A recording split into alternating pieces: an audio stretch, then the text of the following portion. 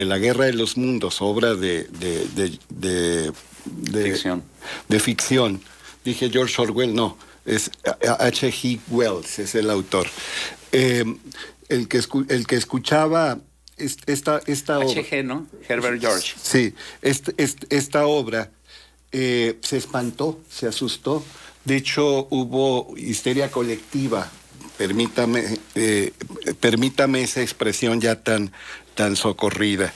Un sociólogo llamado William Isaac Thomas sacó lo que se conoce ya como el teorema de Thomas.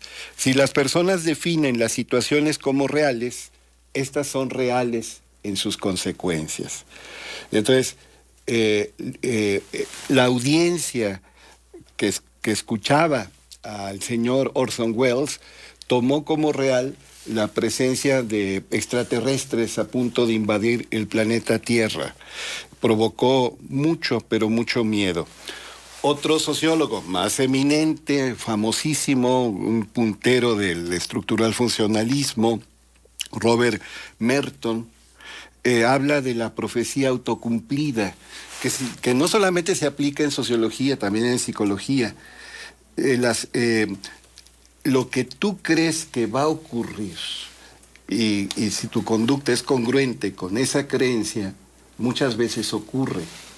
Si tú, por ejemplo, llegas con el prejuicio de que en una reunión hay gente sumamente antipática y que es imposible llevarse bien con esas personas, si llegas ya con ese prejuicio y se nota tu molestia, estás a la defensiva, incluso estás pronto a la pendencia, vas a encontrar a gente así, muy negativa, muy agresiva, sumamente molesta.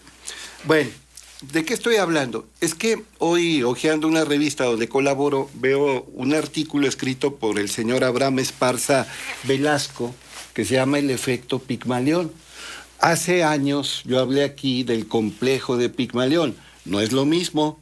Está relacionado en que toma como protagonista inicial, original, a Pigmalión, un personaje mitológico. Se cuenta que un rey que había conquistado muchos territorios, que era un gran militar, que estaba rodeado de lujos, de comodidades, de magnificencia. Este rey cae en el aburrimiento y sus asesores, preocupados porque ese aburrimiento le lleva a descuidar los asuntos del gobierno, entienden que tienen que regresarle la alegría de la vida, un motivo, palabra que significa lo que te mueve, algo que lo mueva para emprender las cosas necesarias como estadista. Ahorita tú mencionaste esa palabra. Pero lo primero es devolverle la alegría de vivir. Como ya no hay batallas importantes en puerta, no hay asuntos muy difíciles, que era lo que más le atraía, deciden ocuparlo y le sugieren que practique alguna de las bellas artes. Cuando se lo plantean, el monarca Pigmalión, personaje mitológico, insisto, monta en furia y dice: ¿cómo un hombre tan viril, una persona tan fuerte, con tanta enjundia como yo, estar moviendo la manita con un pincel o tocando la cuerda de una lira? Eso no es propio para una persona con mi enjundia. Y un asesor le dice: pero puede golpear la más dura piedra con un marro y con un cincel. Claro, es muy difícil y muy cansado. A lo mejor su majestad no quisiera tomarse tamañas molestias. Es solamente gente muy capaz puede practicar el arte de la escultura. Lo toma como un reto, aprende los rudimentos de la escultura, empieza a fabricar todo tipo de figurillas y decía: voy a fabricar una estatua de una mujer excepcional. De hecho no existe, más bien me imagino a la diosa Afrodita. Tengo un harem de surtido rico, pero ninguna de las mujeres que lo integran se acerca a mi ideal. Si yo pudiera amar a alguien como un igual, pues sería forzosamente Afrodita.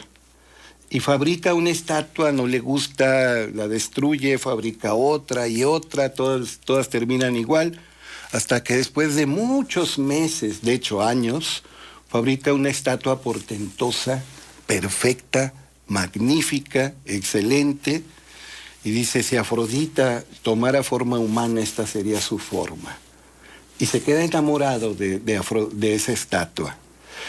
De hecho, eso lo aliena de alguna manera, pero la historia, al fin de cuentas, es un mito, tiene un final feliz. Afrodita halagada porque en ella se inspiró, le da vida a la estatua, y Pigmalión y la estatua ya de carne y hueso, con sangre en las venas y con hormonas en la sangre, pues dan rienda suelta a su pasión, a su relación amorosa. Para que no se considerara un atrevimiento, Pigmalión dice, no la voy a llamar Afrodita, es Galatea porque es blanca como la leche. Yo conté el complejo Pigmalión hace algunos años, de cuando una persona queda prendada de otra, si esta otra de alguna manera es su obra. Ejemplo típico, una persona que ejerce la docencia queda prendada de otra persona que es su alumna. Se enamora el profesor de la alumna, la profesora del alumno, bueno, en esta época ya de mayor tolerancia, un ser humano de otro ser humano. Sí. Un entrenador de la entrenada, también un psicoanalista o psicoterapeuta, puede ocurrir, no debe ocurrir, pero también puede ocurrir, de la persona a la que le brinda terapia. Un director espiritual, sin importar el credo o la religión, de la persona a la que le brinda dirección espiritual. Este es el complejo Pigmalión. Te enamoras de otra persona cuando esta otra persona, por el tiempo que le has dedicado, el esfuerzo que has puesto, la energía que has invertido, la atención que le has brindado, pues de alguna manera es obra tuya. Ese es el complejo Pigmalión. Y yo hablaba, por ejemplo, que George Bernard Shaw, ganador del Premio Nobel de Literatura, por cierto, el único ganador de un premio Nobel que también ganó el Oscar al mejor guión cinematográfico, produjo una obra de teatro que después se convirtió en película, que se llama Pigmalión. Años después sacaron otra todavía mejor, pero basada en el mismo argumento, My Fair Lady, que es una extraordinaria obra musical, donde un profesor de fonética logra que una florista, una muchacha vendedora de flores, nacida en el arrabal, adquiera el inglés más fino, el acento, el vocabulario más rico, la entonación perfecta, y que pueda pasar inadvertida incluso en la corte de los palacios, en Buckingham, en los sitios donde frecuentados por la realeza. Lo logra. La película es muy buena. Vea esta película, My Fair Lady, mi bella dama, la protagonizaron Red Harrison y Audrey Hepburn. Es magnífica la película. Ya, pero hay muchas. De alguna manera, Mujer Bonita con Julia Roberts, mejor aún, Educando a Rita, una película británica, representan lo que es el complejo Pigmalión. Pero el artículo que hoy cito del señor Abraham Esparza habla del efecto Pigmalión. Entonces vamos a aclarar cuál es el efecto Pigmalión. Las expectativas anastróficas sobre el desempeño de una persona que está recibiendo instrucción tienden a cumplirse. Caray, ¿qué dijo este cuate? Que lo que tú esperas en cuanto a logros de alumnos muchas veces se cumple. El efecto Pigmalión se le llama así porque en 1968 un libro del investigador de Harvard, Robert Rosenthal, y de la doctora en educación Leonora Jacobson, conmovió de alguna manera a los especialistas en ciencias de la educación. 300 alumnos que habían sido con psicometría rigurosa, certificado con una inteligencia normal, con un coeficiente intelectual promedio, fueron asignados a distintos profesores, algunos de esos alumnos, y a los profesores se les dijo que en sus respectivos grupos había muchachos extraordinarios intelectualmente hablando. De hecho, genios, entendiendo por genio no solo la persona inteligente, sino la muy creativa. De ahí viene Génesis, genio de Génesis, el que origina, el que crea, el que aporta algo nuevo. Pero que el reto para el profesor era detectar cuál de sus alumnos, que parecían muchachos comunes y corrientes, era realmente genial. Los profesores invitados a participar en este estudio no sabían que estaban engañados, no sabían que todos eran muchachos normales, trataron de descubrir quiénes eran los geniales. Esa es una faceta del experimento. Hay otra faceta donde le decían, este es genial.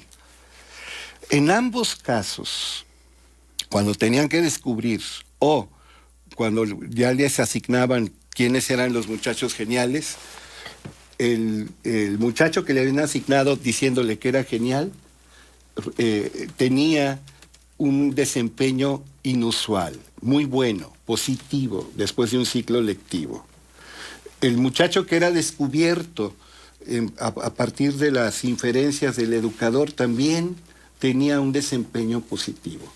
Luego le aclaraban al educador, al profesor, que todos tenían de origen un coeficiente intelectual promedio. Entonces, le decían, sin embargo, disculpe el engaño, esto prueba que cuando el docente tiene expectativas anastróficas, es decir, positivas sobre el desempeño de los alumnos normalmente tienden a cumplir esas expectativas. Porque mayor atención, mayor tiempo, mayor incluso cariño, afecto, hace que florezca una persona. Entonces, acuérdese pues cuál es el complejo Pigmalión, ese yo lo enuncié aquí hace algún tiempo, y cuál es el efecto Pigmalión. Las expectativas anastróficas de un docente tienden a cumplirse en cuanto al desempeño de sus educandos. También acuérdese el teorema de Thomas, si las personas definen las situaciones como reales, estas son reales en sus consecuencias. Bien, Toño, hay una pregunta que te hace Yolanda, Radio Escucha, y dice, ¿nos podría aclarar el maestro Álvarez Mesta qué es lo correcto, conferenciante o conferencista? Me refiero al que está dictando la conferencia. Mire, yo tengo amigos muy queridos que insisten que lo único correcto es conferenciante. Y es lo más correcto porque es el participio activo del verbo conferenciar. El que diserta, el que dicta la conferencia, el que da la charla erudita, la plática académica, el término más apropiado es conferenciante. Sin embargo, la Real Academia Española, desde hace muchos años, también admite como un sinónimo conferencista. Si me da a escoger, por supuesto que me quedo con conferenciante, pero nadie tiene derecho a decir que es un error llamarle conferencista al que dicta la conferencia. También pregunta Antonio, ¿es correcto la palabra accesar o debe ser acceder? Lo mismo que la palabra que me choca, ofertar, ¿no debería ser ofrecer? Accesar, como llegar a un sitio, es un verbo inventado, un neologismo que no debe aceptarse, que no ha sido aceptado por la Real Academia y las academias de la lengua española correspondiente de cada nación, donde hay millones de hispanohablantes. El término es acceder. Acceder significa dar el sí, dar una respuesta afirmativa, pero también significa llegar. Hemos llegado a un sitio de difícil acceso, accedimos por fin a la cumbre. Ya se usa mucho, indebidamente, el término accesar.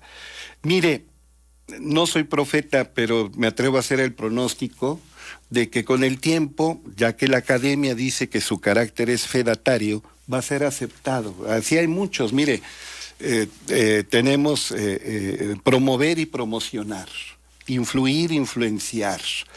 Ese verbo espantoso que usted lo dice bien, ofertar, ofrecer.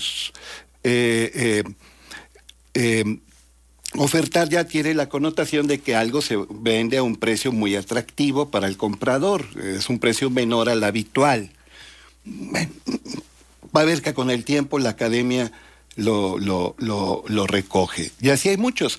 Yo he dicho, por ejemplo, evolucionar de suyo era un verbo espantoso. El verbo correcto era evolver.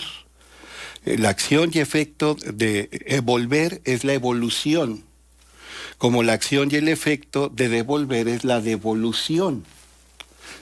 Sin embargo, a partir de que aparece este librito en 1859, librote por sus consecuencias, El origen de las especies del señor Darwin, empieza a cobrar autonomía ese neologismo y fuerza, contundencia, el neologismo de evolucionar, y ahora es totalmente correcto. Y lo usamos de manera, ya sabemos para qué usarlo.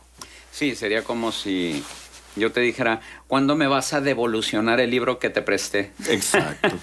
Pero la que se usa mucho, y en estos micrófonos me duelen los oídos cuando algún invitado, admirable por otros conceptos, lo utiliza, es aperturar. Sí. Aperturar en lugar de abrir, como ofertar en lugar de ofrecer. Entonces, vamos a aperturar. Tenemos el verbo abrir, es el correcto. En fin, tenemos que ser cuidadosos. Obviamente nadie puede detener la evolución de la lengua, los cambios necesarios. La lengua es un organismo viviente que se va modificando en función de muchas circunstancias, pero tampoco debemos precipitarnos a abrazar cualquier modificación, a veces caprichosa. Muy bien, Toño, ¿algún punto de contacto? AntonioAlvarezMesta@hotmail.com